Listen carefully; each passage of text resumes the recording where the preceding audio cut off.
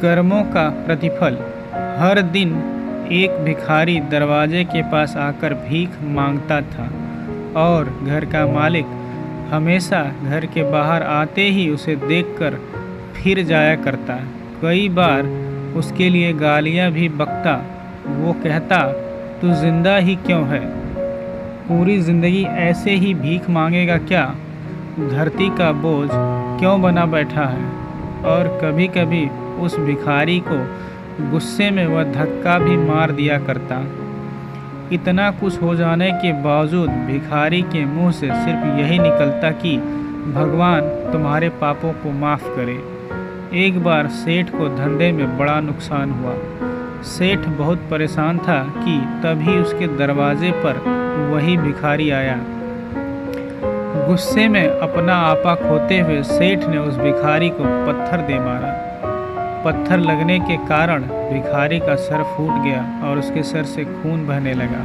फिर भी दर्द से कराहते हुए भिखारी ने इतना ही कहा, भगवान तुम्हारे पापों को माफ़ करे। भिखारी वहाँ से चला गया। सेठ सोच में पड़ गया।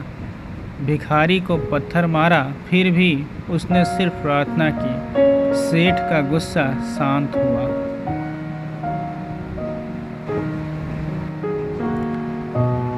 सेठ का मन शांत हुआ।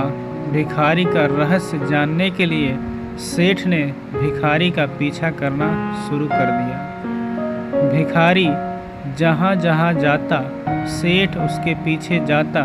सेठ ने देखा कि कोई उसको खाना देता, कोई उसको मारता, कोई अपमानित करता तो कोई गाली देता। लोग भिखारी के साथ चाहे जैसा व्यवहार करते, लेकिन भिखारी सबके लिए एक ही प्रार्थना करता, भगवान तुम्हारे पाप माफ़ करे। अब रात होने को आई थी। भिखारी अपने घर जाने के लिए लौटा। वो अपने घर पहुंच गया, लेकिन सेठ अब भी उसका पीछा कर ही रहा था।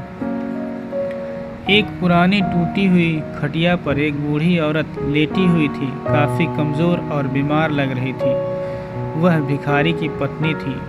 अपने पति को वापस आता देख वह खाट से उठ खड़ी हुई। पत्नी ने अपने पति के भीख वाले कटोरे में देखा, उसमें सिर्फ आधी बासी रोटी थी। उसे देखकर वह बोली, आज बस इतना ही मिला? और हाँ, आपके सिर से खून निकल रहा है, ये चोट कैसे लगी? बूढ़ा भिखारी बोला, आज बस इतना ही मिला, किसी ने कुछ दिया ही नहीं। सब ने गालियाँ दी और एक ने पत्थर भी फेंका, इसलिए मेरा सर फट गया। एक गहरी ठंडी सांस लेकर बूढ़ा भिखारी फिर से बोला, यह मेरे ही पापों का फल है। तुम्हें याद है कुछ सालों पहले हम कितने अमीर थे? क्या कुछ नहीं था हमारे पास? हमारे पास हर चीज़ ज़रूरत से ज़्यादा थी, लेकिन हमने कभी दान नहीं किया। और उससे भी बुरा हमने उस अंधे भिखारी के साथ किया जो हमारे द्वार पर भीख मांगने आया करता था। बूढ़ी पत्नी की आंखों में आंसू आ गए। वह बोली, हाँ, हम उस बेचारे अंधे के साथ बहुत बुरा बर्ताव करते थे। उसका अपमान करते थे, उसे खाने के लिए रोटी की जगह कागज़ दिया करते थे, उसका मजाक उड़ाया करते और कभी कभी मारा भी करते। मैंने कभी उसको रास्ता नहीं दिखाए।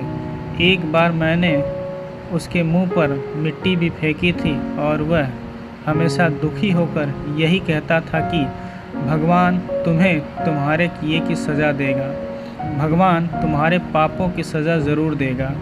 उसका श्राप सच हुआ और हम इस दुख भरी ज़िंदगी में आ गए।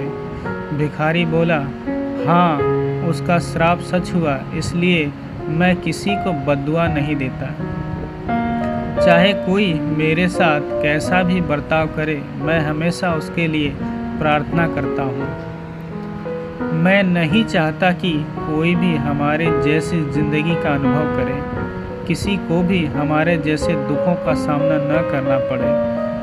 वो नहीं जानते कि वह कितना बड़ा पाप कर रहे हैं, इसलिए अनजाने में हुए पाप की ऐसी सज़ा किसी को भी मिले मैं नहीं चाहता। सेठ वहीं पर छुपकर यह सारी बातें सुन रहा था। अब उसे सब कुछ समझ में आ गया था।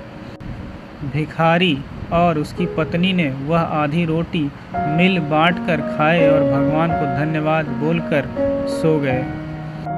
अगले दिन भिखारी फिर से भीख मांगने गया। सेठ के घर के पास जाता है। सेठ ने पहले से गर्म रोटियां उसके लिए निकाल कर रखी थी। उसे देते हुए सेठ विनम्रता से बोला, माफ़ कर दीजिए बाबा, मुझसे बहुत बड़ी गलती हो गई। बूढ़ा भिखारी बोला, भगवान तेरा भला करे।